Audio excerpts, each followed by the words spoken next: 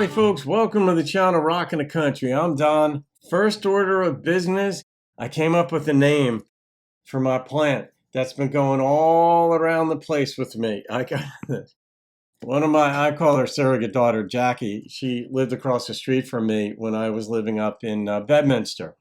And I'd watched her cat, while she went away. And she came back and gave me a nice plant, bottle of wine, cheese board, all this sort of stuff, right? She's one of my babies. I love her dearly.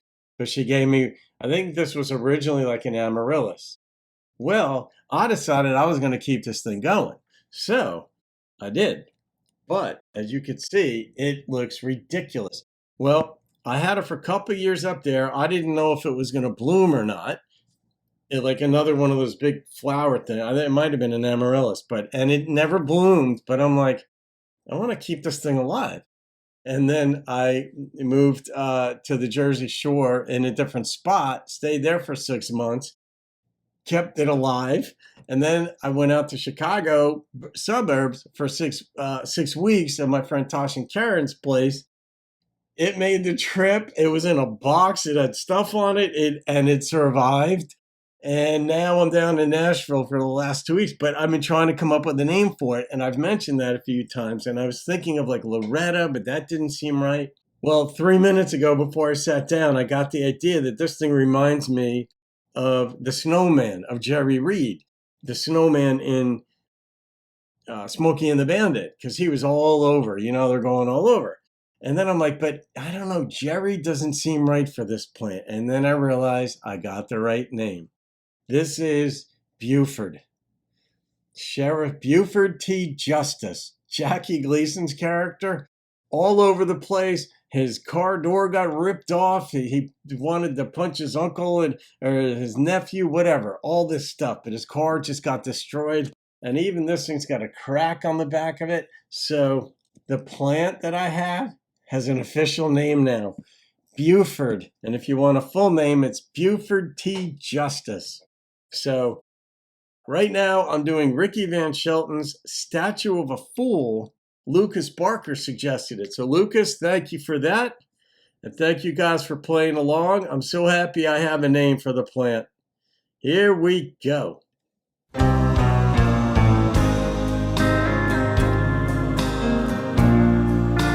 I welcome comments about Buford, by the way.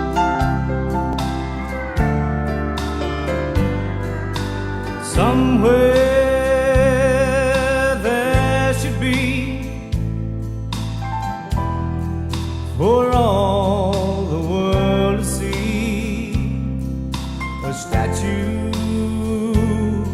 of a fool made of stone.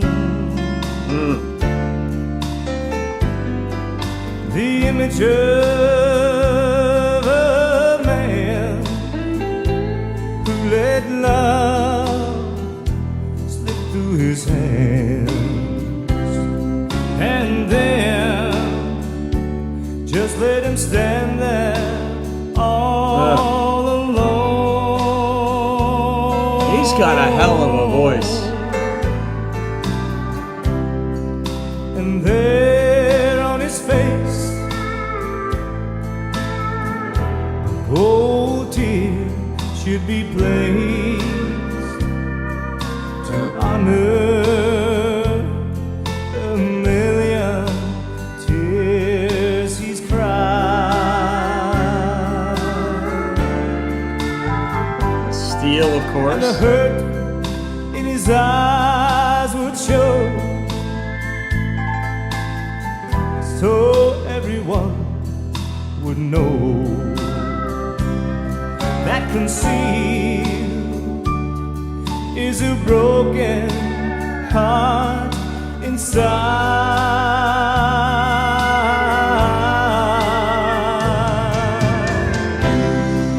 So build me a statue, and Lord, build it high, so that all can see.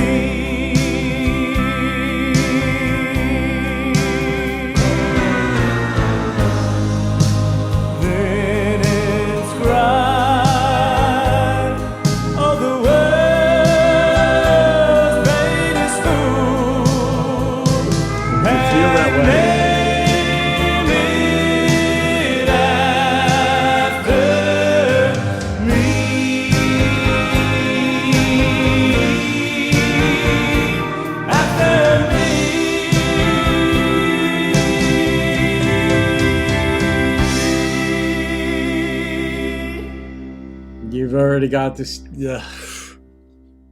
that hard part of your heart, not in a bad way, that sad, wrecked part in your heart, that'll stand as the monument and you'll recover from it. But this is, it kind of reminds me of like the biblical story of Sodom and Gomorrah. And there are many different ways of interpreting the texts. You know, some people say, no, literal, King James, that's it right there.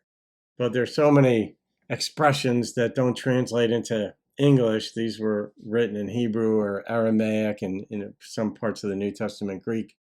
But so language isn't linear. It doesn't just translate like this, but there are a lot of colorful expressions used. And in the story of Sodom and Gomorrah was if Lot turned back to face the city that God was going to destroy, he'd turn to a pillar of salt. But the alternate interpretation that some rabbis have in the Midrash and all these different places, some other people have, is that he wouldn't turn to a pillar of salt. He would become salty. He would become bitter if he turned back and saw it, and he'd become bitter toward God, and so on. And so interpret these things as you will, and that's not why I'm saying this. I'm just saying that build me a statue of a fool, and it's like it's already in you because you feel that way, and then the journey is to talk your way out of it. And whenever you find things in yourself that aren't working, whether it's pain, that's really tough, or sadness, or you might even take a personal inventory and realize one day you're hypocritical, or you're arrogant, or you're impatient, or you might find there are things in you that you don't even believe in, that you never even knew you could become. And then one day you're like, wait a minute, how did I become like this?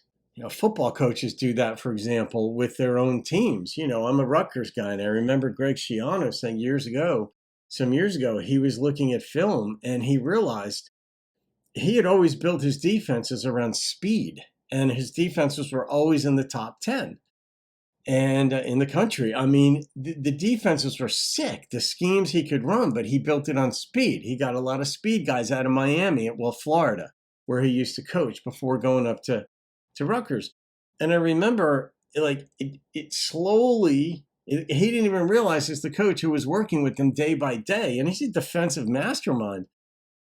He realized one day, like late in the season, or when the season ended, we really had gotten slower. I need speed. It can happen to all of us. And then you have to make those adjustments. And in the song, he just feels like a fool, so much so that like there's got to be a monument built.